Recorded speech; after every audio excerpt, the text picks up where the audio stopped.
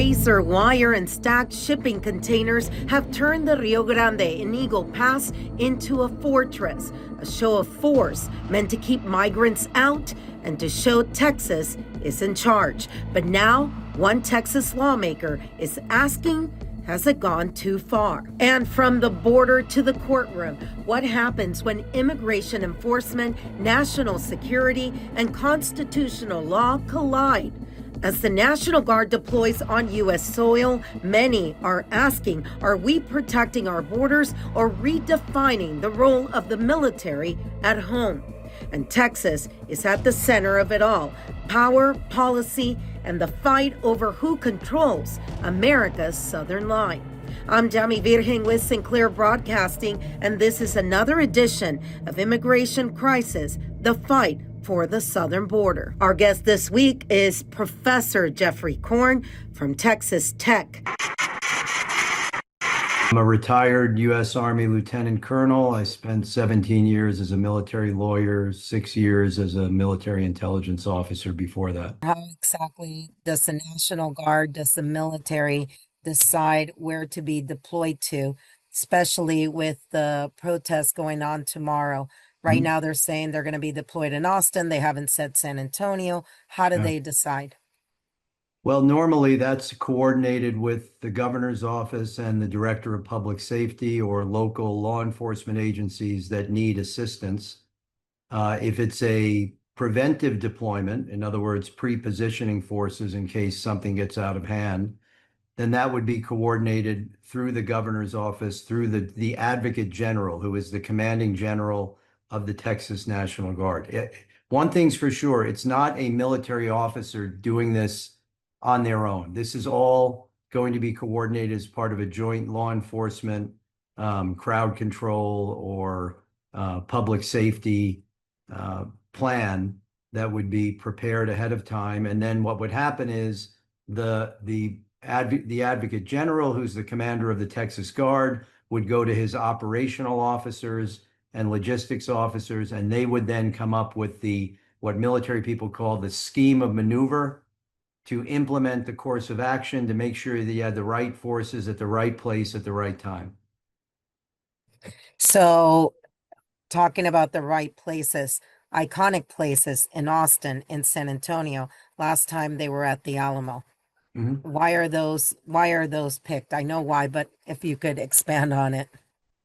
Well, that's an intelligence function. That's trying to predict where flashpoints will most likely where there's a highest risk of a flashpoint. I mean, ideally, if you're going to deploy National Guard forces, they're going to be bored because you're going to have peaceful protest or demonstrations, which is a right protected under the First Amendment, the freedom of assembly, the freedom to petition government with your grievances.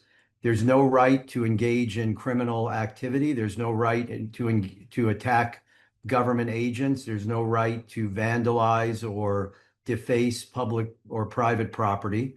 So hopefully these are just preventive measures to be at the right place at the right time in the event there's a problem. And there has to be some prediction going on of where that's most likely to occur. And that's probably where you would pre-position forces and also have a capability to move them rapidly to other areas if need be.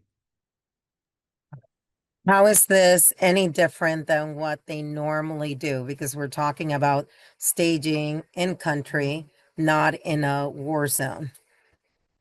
Well, this is a key mission of the National Guard. The National Guard is different than those soldiers at Fort Hood or out in El Paso at Fort Bliss or in Joint Base San Antonio, the active duty forces. Those forces don't have a significant public safety mission domestically. They can be called upon in an emergency by the president invoking certain statutory authorities.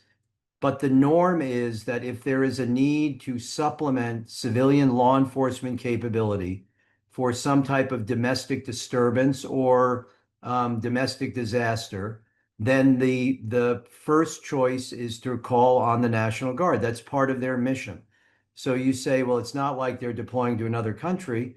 they also have that mission. They're different than active duty forces. They train for a domestic mission, and many of them enlist in the National Guard because they feel a pride in being able to support the governor and the state to protect the health, safety, and welfare of the citizens of the state of Texas, or when called upon to help other governors in other states to do that.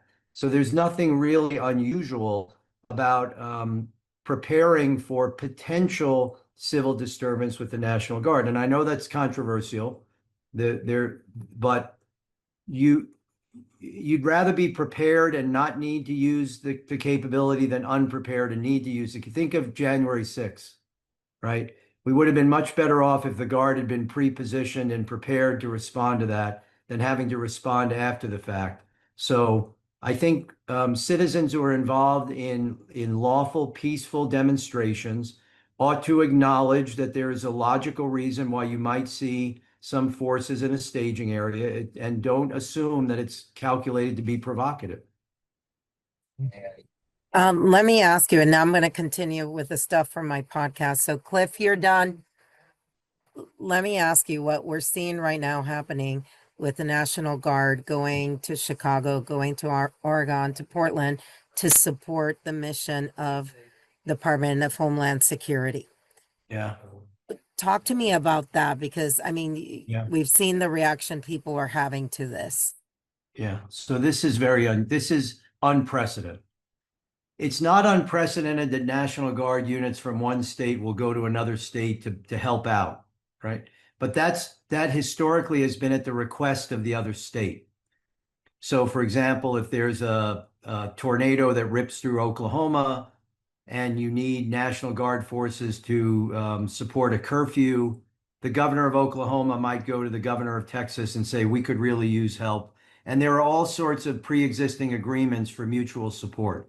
What's unprecedented is that the president has taken control of the National Guard under a statute that allows the president to call the Guard into federal service when there's a rebellion against the United States, or there is a threat to the ability of the United States to execute the law. So the president has said that he thinks we're at that point. So he calls the National Guard into service. And instead of getting into a dispute with the governor of Illinois, who will say, I don't want you to take my National Guard, and face that legal challenge, he goes to a willing governor who says, I'm willing to let you use our National Guard for this mission.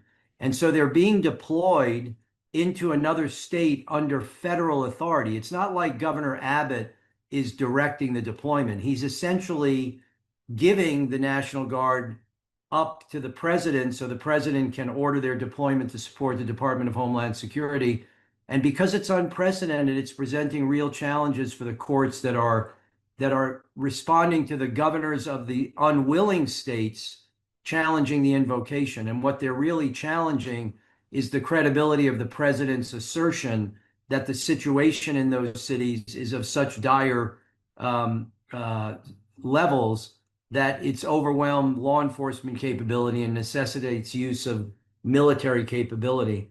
It's a very complicated issue, but it's something we've never seen before. And I'll give the administration credit. They're definitely creative in figuring out ways how to get a legal theory to get these forces from another state into Illinois, into Oregon. But there is, I think if what's good for the goose has to be good for the gander. So I think people in Texas ought to imagine 5 years from now, when maybe there's a different president in the White House who wants to do something in Texas with the National Guard that the governor doesn't want to do. And so he goes to the state of New York or the state of California, and they say, you can send our National Guard to Texas. And suddenly we have, against the will of the governor and the legislature, National Guard forces being deployed. I think there would be outrage in Austin over this. And I think it would be perceived as a breach of Texas sovereignty. And that's what these governors in these other states are essentially arguing. It's very complicated. But I do want to emphasize one point. Directing your anger or your discontent with this at the members of the National Guard who are doing their duty and obeying their orders, they don't pick their missions, to me is really scurrilous. direct your opposition to the government authorities that are making these decisions, but don't make them the target of your anger because they're not the ones who are choosing to deploy on these missions. How difficult is it right now, do you think, for some, especially when you're moving the National Guard? And now we're hearing that they're moving Portland or Oregon National Guard down here to help with the border, and we're sending people up there to help with crime. I mean, it just doesn't make any sense. Well, the decisions to send the decision to send Texas Guard to Illinois and California Guard to Oregon makes a lot of sense when you recognize that the president was blocked in federalizing the National Guard of those states by judicial decisions. So you have a court order that says we're not going to let you call the Illinois National Guard or the Oregon National Guard into service. And the judge who issues that order, I think, never contemplated that the president might say, fine, I'll go to another state and get their National Guard, which now becomes another issue they have to deal with. Logistically, hey, you know what? In some ways, there's some value to it because the process of mustering and deploying is a training opportunity. So, I mean, you can look at this in a number of different ways. The military and the National Guard can do the missions they're given. They'll be able to do it. They'll figure it out. They'll get to where they need to be when they need to be there. Having said that, I think that there are probably members of the Guard, and I haven't spoken with any, but I'm guessing there are members of the Guard who said, I signed up to serve in Texas for a domestic problem, not in Illinois. So, we have to think of other consequences. Recruiting.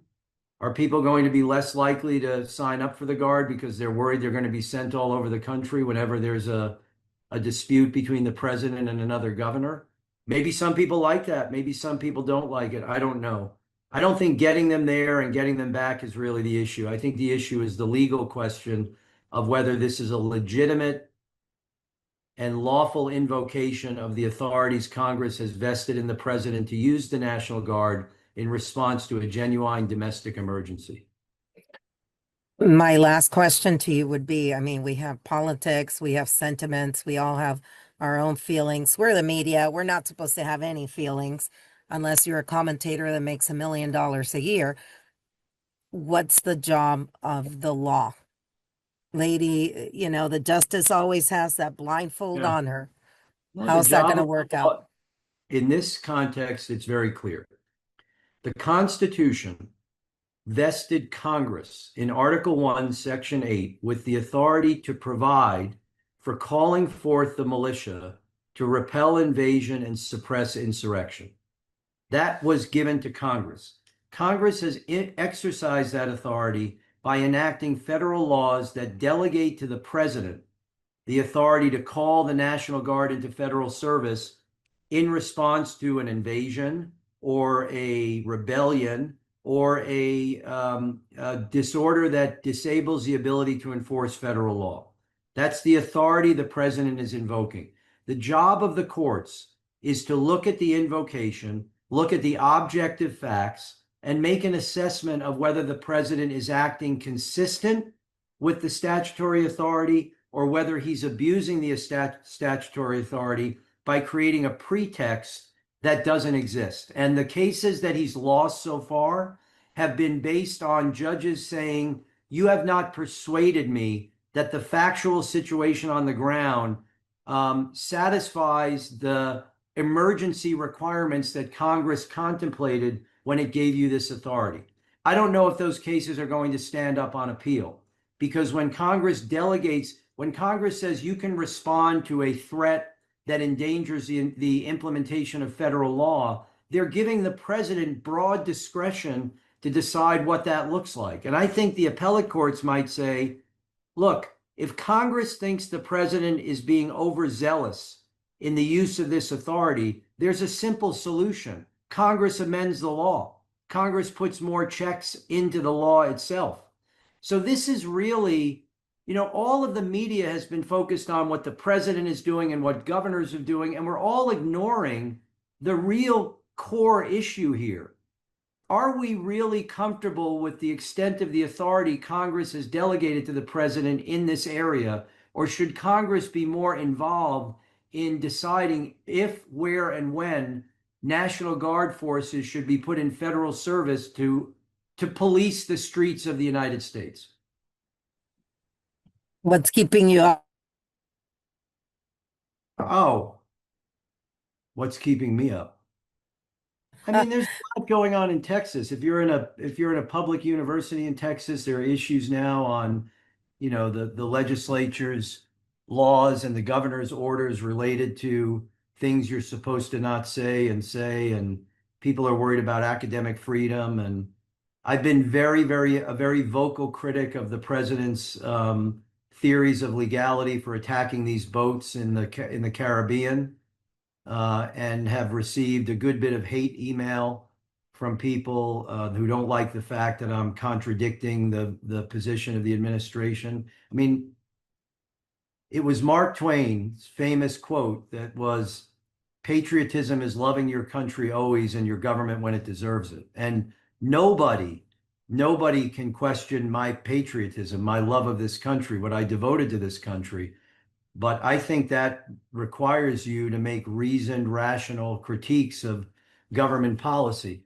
The use of the military domestically, what keeps me up? One of the things that keeps me up is the chicken and egg problem. This is why I made the point that if you're at a protest in San Antonio and you see guard members pre-positioned, don't automatically assume that's deliberate provocation. What concerns me is it becomes a cycle. The more you put out on the street, the more anger there will be over it, the more confrontations will occur, which will provide more justification for it. And what historically has been a narrowly invoked exception, deploying military personnel to the streets of the United States as law enforcement agents, will slowly start to become more of an accepted norm.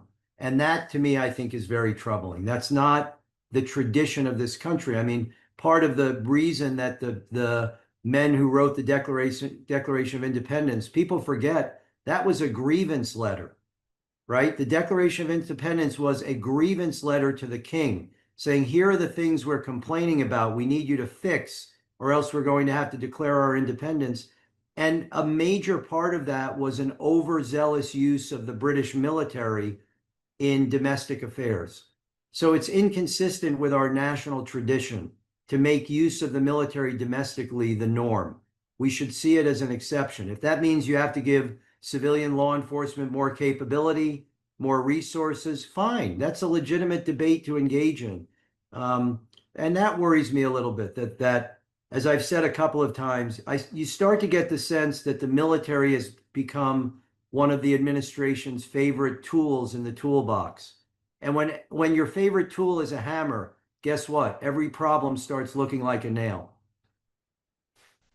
Well, I want to thank you. Thank you so much for doing this. And I know you talked real quick about the operations that they're doing right now in the Caribbean. Can I ask you before we end the conversation, the intelligence that's needed to determine that a boat that's out in the Caribbean, it's not fishermen, it's No, it's not it's beyond migrants. it's beyond that. It's the predicate issue, the initial question is it legitimate for the United States to say that the activities of a drug syndicate are an armed attack on the nation? And the government's theory, the administration's theory has been to analogize Tren de la Agua as to Al Qaeda because of the harm caused by drugs being smuggled into the United States. Now, I am not in any way underestimating that harm. I think they're a terrible group. I'm glad they've been designated a foreign terrorist organization. But to equate the harmful effects of narcotics being brought into the country by a group that's not trying to kill Americans, that'd be stupid. You want them to buy your product, right? To Al Qaeda that had the intent of killing and destroying Americans, to me is an invalid analogy. I don't think we're in common sense terms. I don't think it's legitimate to say we're at war with a drug cartel. We should be using law enforcement capabilities. We should never be even asking, are the members of that boat enemy belligerents or fishermen? We should be saying they're drug couriers. Let's interdict the boat, seize the narcotics, arrest the occupants, and bring them to justice. What we've been doing in the Caribbean for 30 years. If you want to read my thoughts on this, you can Google today. I have a post on, it's on a website called War on the Rocks. So just War on the Rocks in my name, and you'll get my analysis of this.